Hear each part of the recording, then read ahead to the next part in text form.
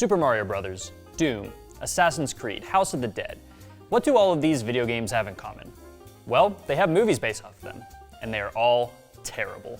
That's kind of a trend with these video game movies. No one has really cracked the code on how to make one that both satisfies die-hard fans and appeals to general audiences. But a certain blue rodent is making strides to change that narrative and make one of the very first successful film franchises based off of a video game. Is it working? Let's have a drink and talk about it.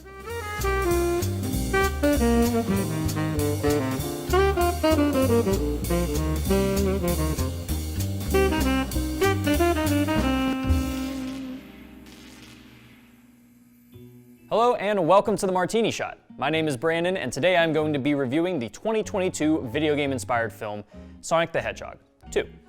But before I do that, I am going to show you how to make a tropical fruity cocktail called Knuckles Punch. If you've been following my channel since way back in the day, you might have seen I've already reviewed the first film and made a Sonic inspired cocktail called the Blue Blur. You can click here to check that out if you'd like. But this time around, we've got a new superpowered animal on the block, the hard-headed, last-of-his-kind warrior, Knuckles the Echidna. For the Knuckles Punch, get it? I've decided to keep with the tropical theme I had for the Blue Blur cocktail since it's the kind of vibe those classic Sonic games remind me of. I kind of played around with the traditional rum punch recipe to find something that was unique, yet familiar enough and easy to drink. So, let's get right into it. So in traditional rum punch fashion, we're going to be using a split base of two different types of rum. Now, typically when you make a rum punch, you're doing a light and a dark, but I'm more focusing on flavor profile this time around. So for my two rums, I am going to be using a little bit of banana rum, and then also a little bit of coconut rum. I think coconut and banana naturally just kind of pair really well together, and it's really going to kind of give the drink that complex fruity flavor that I'm going for. We'll also be building the base with a pretty standard ingredient for rum punches, and that would be pineapple juice. However, instead of using the orange juice like it usually calls for, we are going to be using cranberry juice instead. Why are we doing that? I think it's going to give a more varied flavor profile that's going to cover a lot of more different bases when it comes to all the different types of fruit flavors you'll get out of this. But if you want the dumb answer, it's because I need this to be red, because it's for Knuckles the Echidna. So we will be using cranberry juice, and we'll also be using a little splash of grenadine just to kind of get that color that we're looking for. Let's go ahead and start with our rums. So this is actually going to be kind of a strong drink, so you definitely want to sip these in moderation. I have not made that easy because this is also a very easy drink to just be knocking out within like half an hour, so be mindful of that. But first, we are going to be starting with 1.5 ounces of our banana rum.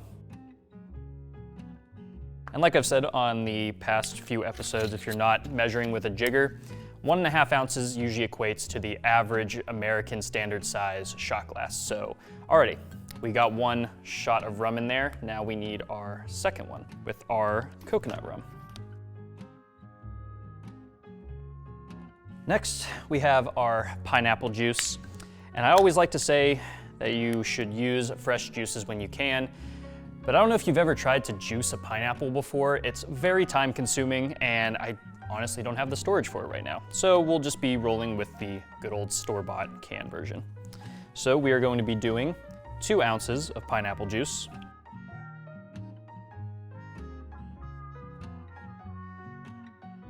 And next we have our cranberry juice. It would have been hard to make some fresh squeezed cranberry juice, obviously, because we were in the middle of spring and we can't really find them that easily. So using it from the bottle again, nothing wrong with that. So we're gonna do 1 ounce. And then we're also going to put in a little bit of natural sweetness with some lime juice. And forgot my juicer at home, so we're gonna be doing this the old-fashioned way, but you're gonna be doing about 1/4 ounce. So not too much, so I would say that equates to about 1/4 of a lime. If you ever run into an issue where maybe your fruit isn't as fresh and as juicy as you would like it to be, just go ahead and throw it in there. We can add it in with the shaking, and once it gets pulverized by the addition of the ice, that's gonna bring out all those oils and flavors that we're not getting just from hand squeezing it. And now let's go ahead and do a little bit of grenadine. Grenadine is very, very sweet. You definitely want to do only as much as you think you need. It definitely shouldn't be done heavy-handedly because you will definitely overpower your drink with the sweetness, and it will just kind of taste like really sickly sweet candy, basically. So I'm only gonna do about, let's go with 1/4 ounce. So now that we have everything in our shaker, let's go ahead and add our ice and give it a shake. It's important whenever you're making a drink with pineapple, it really, really helps build up the texture of the drink. If you shake it rather than stirring it, it's gonna give it that nice, frothy, creamy texture that you really wanna go for. So fill that with ice. And then you can strain this, or you can open pour if you want a little bit of that ice left, depending on how much you've already put in your glass. I've already put enough, so we're just gonna go ahead and strain this.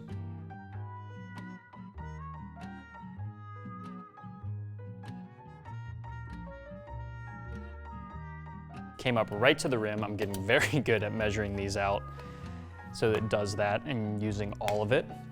But yeah, there we go. So that is the Knuckles Punch.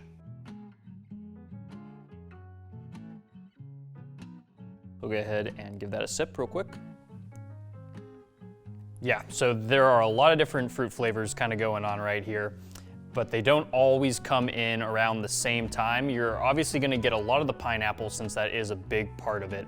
But then once you kind of let it sit in your mouth for a little bit, kind of welcome it in, you get some of the banana and coconut from the rum coming through, and it pairs really, really well with that pineapple. It kind of comes together in a really creamy concoction that I think is very, very easy to drink, which is dangerous because there are 2 whole shots of rum in here. So definitely, if you're going to be making this, you definitely want to exercise some caution with this one. This is definitely a dangerous one, but I think it's very, very delicious. One that even if you don't like rum, you'll probably really enjoy this one just because of the added fruit flavors. Now that we have our drink, let's hop right into the review of Sonic the Hedgehog 2.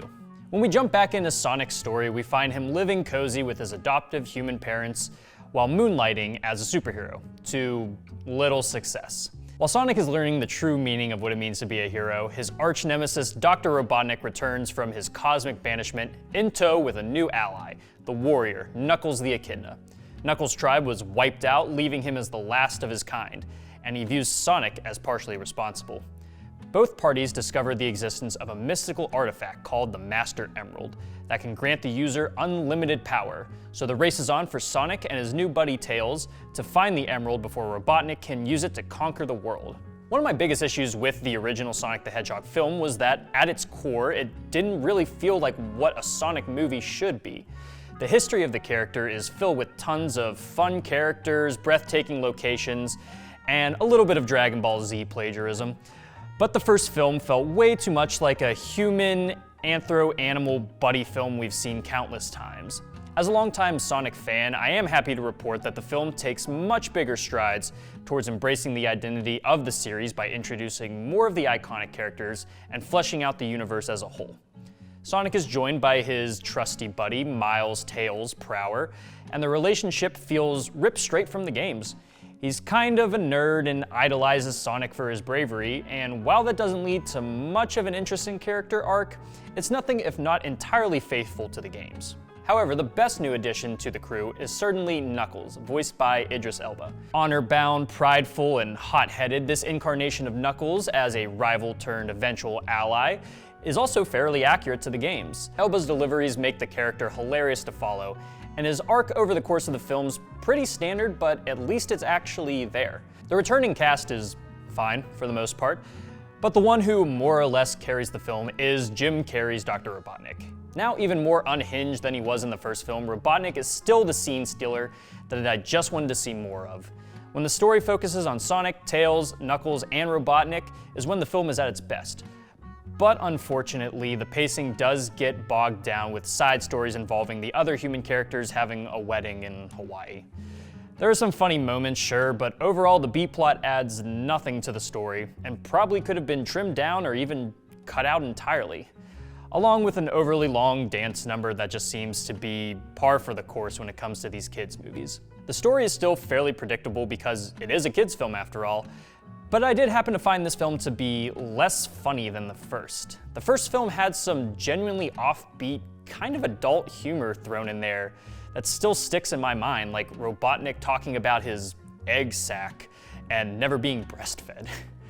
Here, a lot of those jokes kind of come down to pop culture references that don't really land.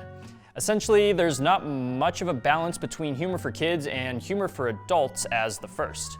At the end of the day, I feel about the same on this movie as I did for the first. While I think the story this time around is more fun and feels closer to what I think Sonic movies should be like, the writing does feel significantly weaker, and the focus on the side characters does make the film longer than it really needs to be. I think the franchise is on the right track to satisfy all audiences, and I'm open to seeing more in the future, especially with that post-credits scene. For my rating, I'm giving it 2.5 Chaos Emeralds out of 5. A serviceable film for kids and a decent watch for adults, but I'm still hoping for more down the road. Guys, thank you so much for watching this episode of The Martini Shot. If you saw Sonic 2, let me know what you thought about it down in the comments. And if you like what you saw here and would like to see more, don't forget to like and subscribe. And if you'd like to see a collection of all the movies I reviewed and all the cocktails I made for them, be sure to check out my website, martinishot.blog. Until next time, thank you again for watching. I will see you in the next one. Live deliciously, but please remember to drink responsibly.